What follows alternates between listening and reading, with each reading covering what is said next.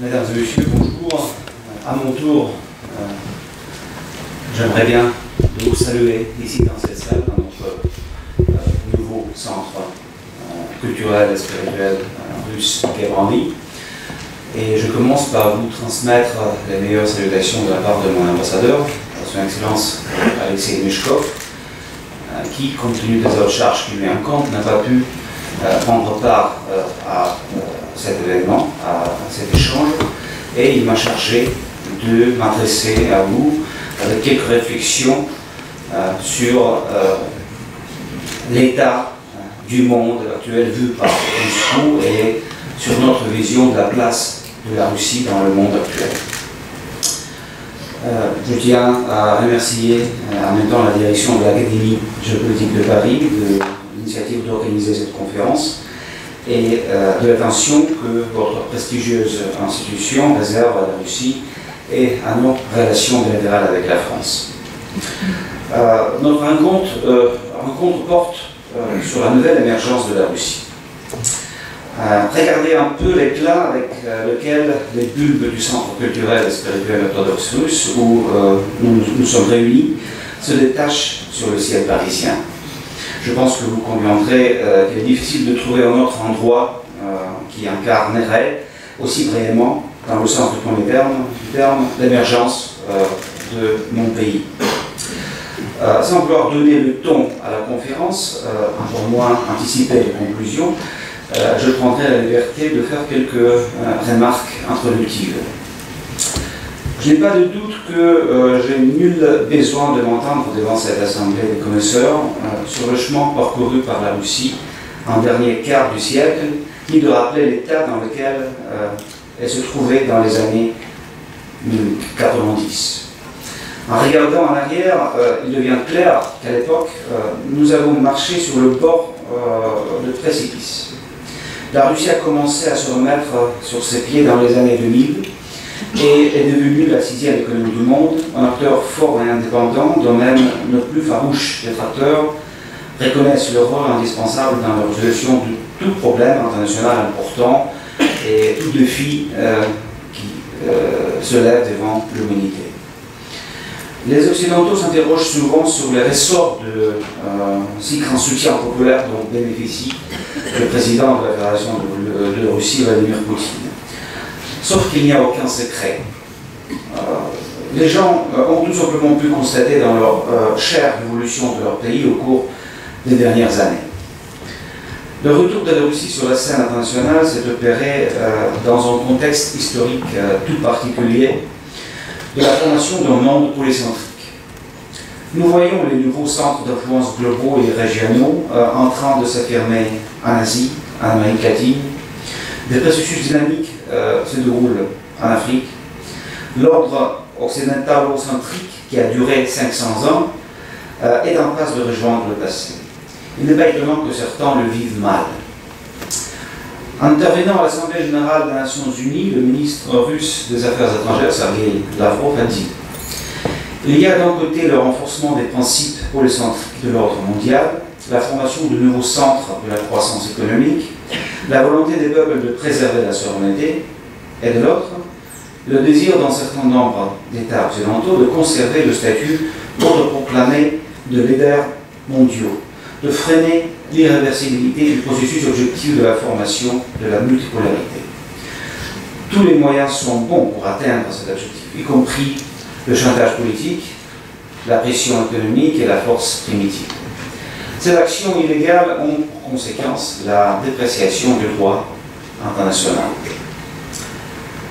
La transition vers un monde polycentrique est un processus objectif. Les tentatives visant à le contenir sont vouées à l'échec, c'est notre profonde conviction. Mieux encore, elles résultent souvent dans son accélération. L'exemple des sanctions anti-russes déclarées par l'Occident collectif, par l'Union européenne notamment, ont stimulé le développement de notre industrie et agriculture, et c'est une illustration.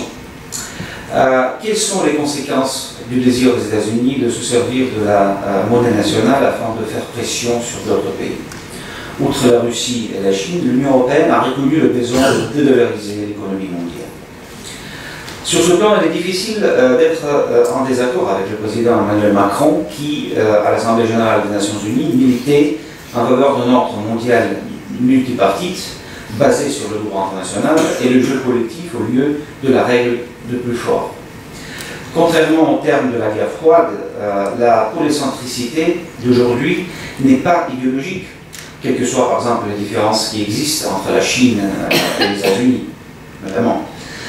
La montée en puissance de nouveaux centres d'influence s'opère dans une grande partie justement suite au passage du flambeau du développement économique aux autres régions du monde. Par conséquent, il ne s'agit pas d'une offensive à l'encontre de la démocratie, contrairement aux représentations faites parfois en Occident. Il s'agit de la fin de la domination sans partage d'un groupe des États sans que leur modèle de société ne soit concerné. Il y en a en France envie de débat sur les possibles implications du retour de la Russie. À en juger par les derniers rapports gouvernementaux, d'aucuns les voient un défi, voire une menace. D'autres regardent la Russie en tant que partenaire naturel, facteur important de la stabilité et la sécurité régionale et globale. À ce propos, je souhaite rappeler que dans les années 90, la Russie, affaiblie, a été obligée de se mettre à l'écart des affaires. On a connu l'avènement d'une époque qu'Emmanuel Macron a qualifiée dans son allocution devant l'Assemblée générale de période de la domination d'une superpuissance. Les Américains et leurs alliés ont reçu carte blanche pour gouverner le monde. Donc comment s'en sont-ils servis? Comme un éléphant dans un magasin de porcelaine, comme nous disons. J'ai la conviction que la Russie est retournée à temps pour arrêter cette succession de destruction d'États au Moyen-Orient, à commencer par la Syrie. Une Russie indépendante, forte, sûre d'elle, n'est pas du goût de tout le monde. Quelles n'ont pas été les accusations portées à l'encontre de mon pays au cours de toutes ces années? Violation des droits de l'homme, ingérence dans les affaires internes des États occidentaux, agression de pays voisins. Ces derniers temps, tout le monde a attrapé l'espionnite et la grave hystérie autour des pirates et hackers informatiques et services secrets russes. Je conseille toujours à ces accusateurs de regarder dans un miroir, de chercher la poutre dans son œil. Est-ce la Russie qui a bombardé la Syrie, qui a créé le précédent de la reconnaissance de l'indépendance du Kosovo, qui a envahi l'Irak et a détruit la Libye, qui a soutenu les islamistes en Syrie et les néo-nazis en Ukraine. Peut-être y en a-t-il qui croient que le pays de l'OTAN n'interfère pas avec les affaires internes de la Russie, ne l'espionne pas, ne la vise pas des attaques informatiques. Nous avons une blague à ce sujet. On informe que le secrétaire général de l'ONU que la Russie est devenue plus agressive. À sa question de savoir pourquoi on lui explique qu'elle a rapproché son territoire des bases militaires de l'OTAN. Ce n'est pas l'émergence de la Russie qui est à l'origine de la situation en Europe et dans le monde que les experts ont déjà baptisé la deuxième guerre froide. Après l'éclatement de l'Union soviétique, nous espérions sincèrement la formation d'un espace commun, sécuritaire, économique et humain de l'Atlantique à Vladivostok, dans la droite ligne des idées de Charles de Gaulle sur l'Europe de l'Atlantique à l'Oural. Or, déjà dans les années 90, l'Occident a choisi une autre voie, celle du renforcement de l'OTAN et de sa progression vers nos frontières, de la lutte pour des sphères d'influence dans l'espace post-soviétique. La reconnaissance de l'Ossétie du Sud et de l'Abkhazie en 2008, la réunification avec la Crimée en 2014, n'ont été que réactions inévitables de la Russie à la politique menée par les pays occidentaux. Nous avons essayé de suivre la logique de l'intégration. Nous avons été forcés de passer à la logique de l'autodéfense et de protection de nos intérêts sécuritaires fondamentaux. À l'occasion de la conférence des ambassadeurs français, Emmanuel Macron disait que le statu quo continental ne pouvait satisfaire personne. Il appelait à revoir l'architecture de la sécurité européenne à travers un dialogue avec la Russie et non contre elle. Nous ne pouvons que saluer cette attitude réaliste et perspicace, d'autant plus que ces dernières années, la Russie n'a eu de cesse de proposer de construire ensemble un nouveau système non concurrentiel de la sécurité en Europe, adapté aux changements qui sont survenus et basé sur le principe de l'égalité et de l'indivisibilité de la sécurité. Et nous ne pouvons que répéter que nous sommes toujours prêts à travailler ensemble dans cette direction. Il est temps de renoncer à la propagation de l'image de l'ennemi, de surmonter la méfiance réciproque.